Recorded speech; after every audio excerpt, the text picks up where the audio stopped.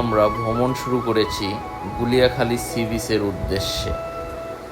যেতে যেতে রাস্তার দুই পাশে সুন্দর প্রকৃতি চোখে ধরা দিল, যা ছিল সত্যিই মনোমুগ্ধকর। আমরা বিচে যাওয়ার রাস্তায় চলে এসেছি। রাস্তা দিয়ে হেঁটে যেতে ছোট খাল, ডিঙ্গি নৌকা এবং কেওড়া গাছ দেখতে পেলাম।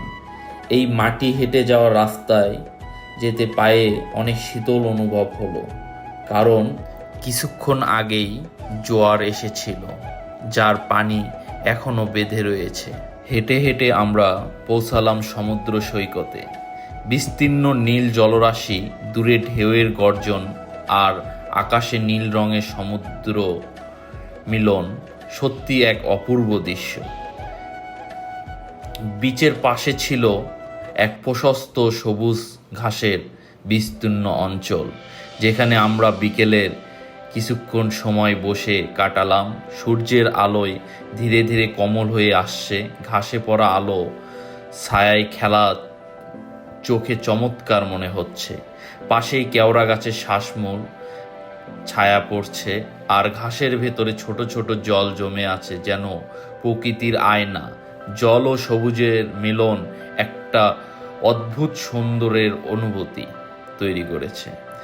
ওদিকে আকাশে পাখিরা স্বাধীনভাবে উড়ছে, বাতাসে খেলছে, প্রাকৃতিক সৌন্দর্য আরও জাগ্রত হচ্ছে। পাখির ডাক, ঢেউয়ের মৃদু শব্দ, ঘাসের নরম স্পর্শ, সব মিলিয়ে এক মনোমুগ্ধকর পরিবেশ তৈরি হয়েছে। এমন মুহূর্তগুলো প্রকৃতির সবচেয়ে বড় উপহার। পাশেই ছিল কেওড়া গাছের শ্বাসমূল, যা মাটির ওপরে ভেসে বাতাস থেকে অক্সিজেন গ্রহণ করছে।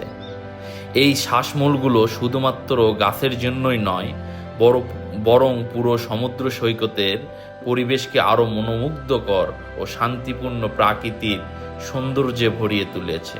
জলে ছোট ছোট জমাট সঙ্গে মিশে শ্বাসমূল ছায়া যেন একটি প্রাকৃতিক ছায়াপথ তৈরি করেছে, যেখানে বসে থাকলেই মনে হয় আমরা প্রাকৃতির হৃদয় স্পন্দনের মধ্যে প্রবেশ করেছি।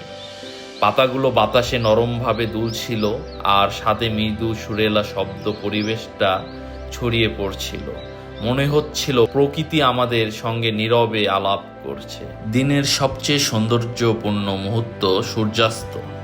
সূর্য ধীরে ধীরে আকাশে নিমজ্জিত হচ্ছে, আকাশে কমলা, লাল, গোলাপি রঙে রাঙছে।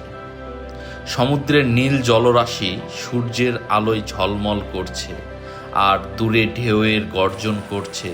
আমরা কয়েক মিনিট নীরব বসে এই দৃশ্য উপভোগ করলাম।